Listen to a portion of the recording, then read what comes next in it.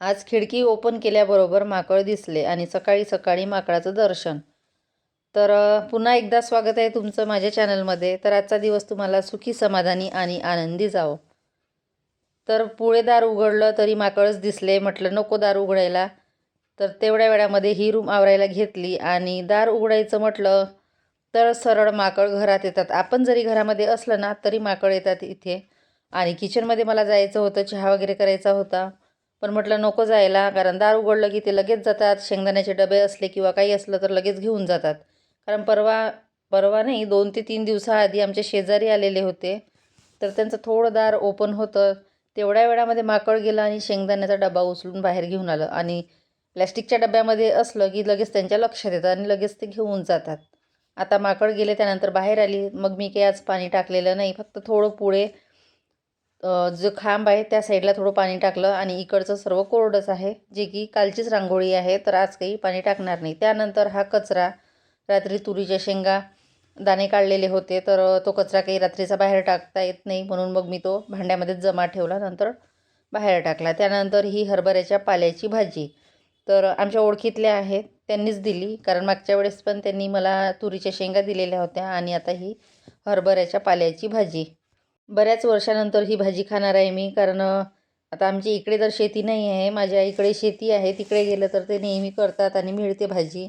आणि ही भाजी तर मी सहसा केलीच नाही, म्हणजे खूप वर्षापासून केली नाही.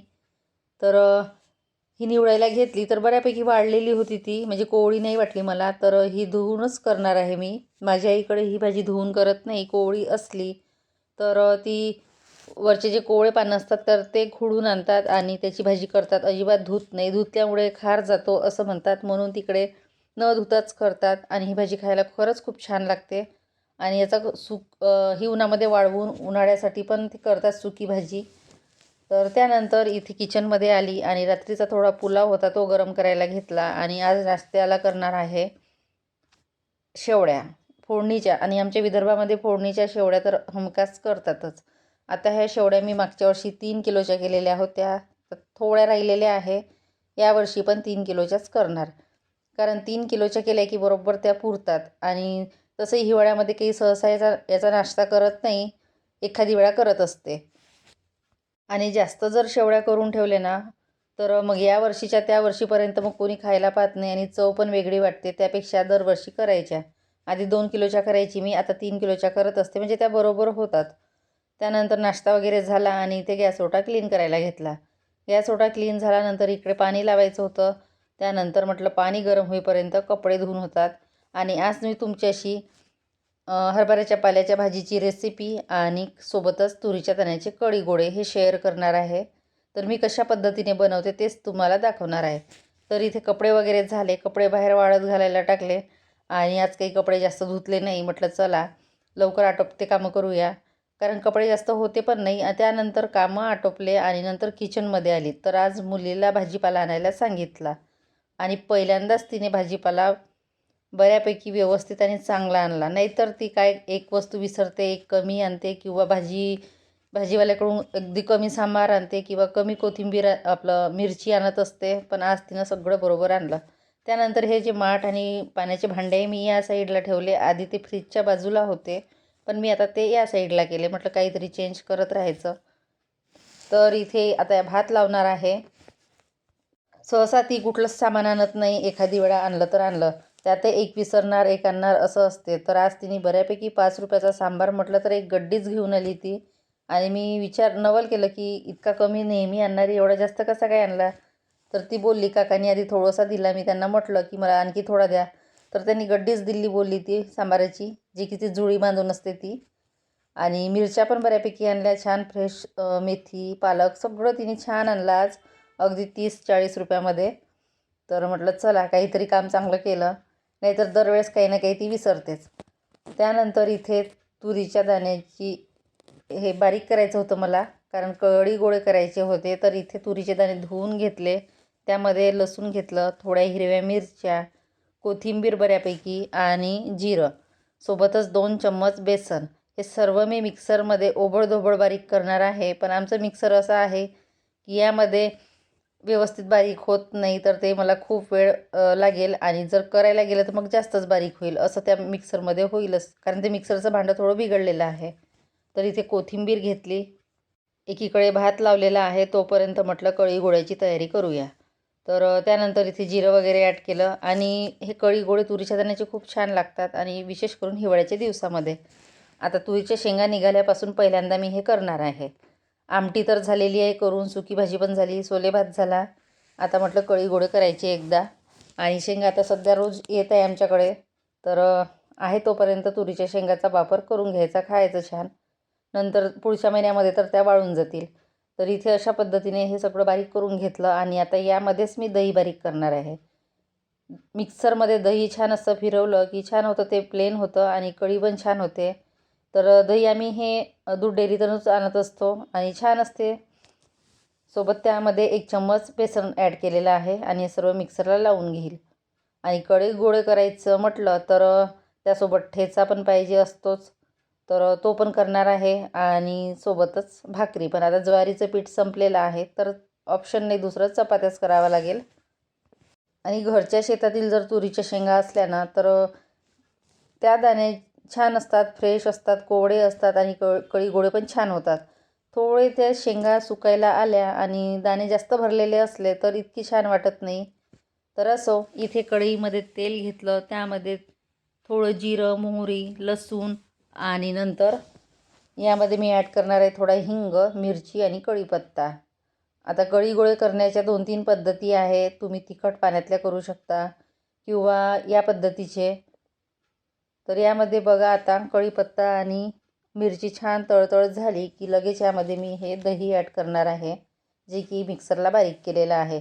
आणि मिक्सरच्या भांड्यामध्ये पूर्ण भांडं साफ होईपर्यंत मी त्यामध्ये पाणी टाकून टाकून ते कढीमध्ये ते पाणी मिक्सरच्या भांड्यातलं टाकत असते, जेणेकरून भांडं असं क्लीन होईल. त्यानंतर यामध्ये थोडं मीठ आणि हळद ॲड केलेली आहे. कढी याची थोडी घट्टच असते, जास्त पातळ करायची नसते.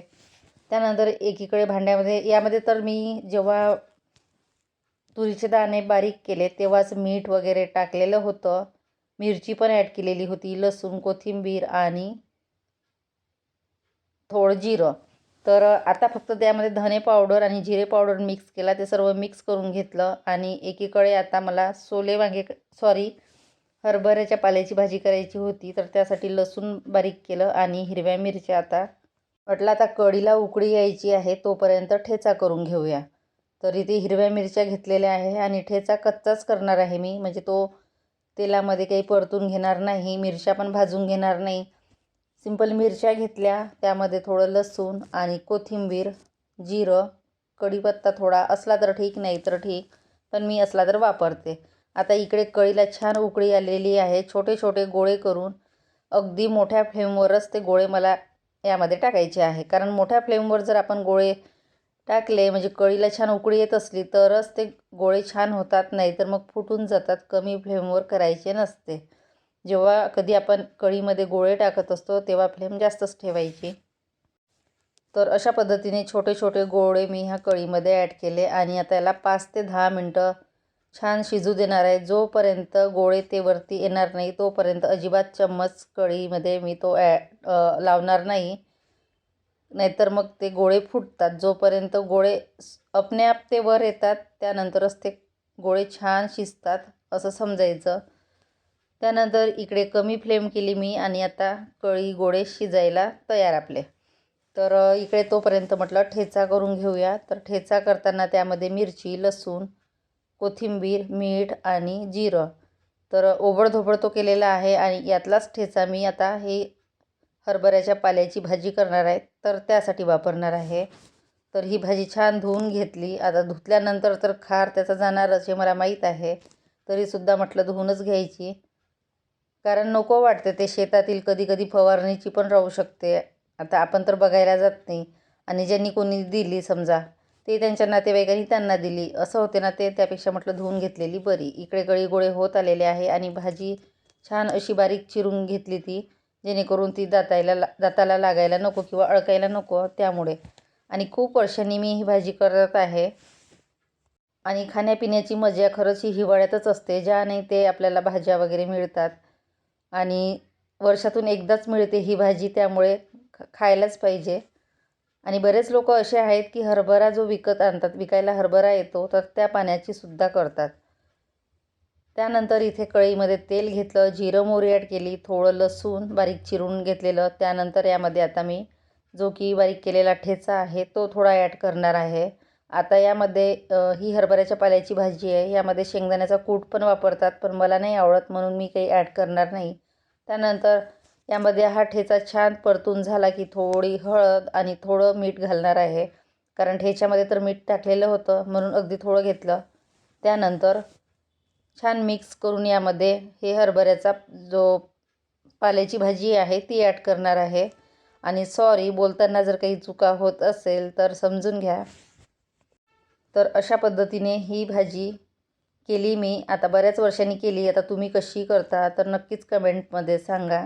आणि आता व्यवस्थित परतून ती कमी फ्लेमवर 5 ते 10-15 मिनटं ती शिजू देणार आहे. म्हणजे 5-5 मिनटांनी ती परतवायची, नाही तर मग ती भांड्याला लागेल. तर इकडे कळी गोळे पण झालेले आहे, तिकडे भाजी होत आलेली आहे आणि आता ठेचा पण झालेला आहे. आता करायच्या होत्या चपात्या. म्हटलं कळी गोळे झाले, त्यामध्ये आता कोथिंबीर घालूया छान. आणि बघू शकता मस्त असे झालेले आहे. तर कळी गोळे म्हटलं की आमच्याकडे सर्वांनाच आवडतात. इकडे मेथीची हरभऱ्याच्या पाल्याची भाजी, ठेचा सर्व तयार आहे. भात पण झालेला आहे. आता फक्त करायच्या आहे त्या चपात्या. आता खरंच कळी गुळासोबत भाकर खूप छान वाटते, पण आता वेळेवर पीठ नाही, त्याच्यामुळे म्हटलं जाऊ द्या, जे आहे ते. आता परत एकदा पोळे करणार मी कळी गोळे, जेव्हा ज्वारीचं पीठ दळून आणील तेव्हा. नंतर इकडे चपात्या करायला घेतल्या. चपात्या काही जास्त करायच्या नव्हत्या, 2 ते 3. तर अशा पद्धतीने आजचं जेवण होतं. छान अशी चपाती, कळी गोळे, सोबतच ठेचा, हरभऱ्याच्या पाल्याची भाजी आणि मुळा. भात आहे, भात नंतर घेणार आहे. तर असा माझा छोटासा ब्लॉग होता. आवडला असेल तर लाईक करा, शेअर करा आणि सबस्क्राईब करा. आणि या मग दुपारचं जेवण करायला सर्वांनी कढी गोळे आणि हरभऱ्याच्या पाल्याची भाजी, जे की आपल्या विदर्भामध्ये स्पेशल आहे. चला मग भेटूया नेक्स्ट व्हिडिओमध्ये. Bye bye.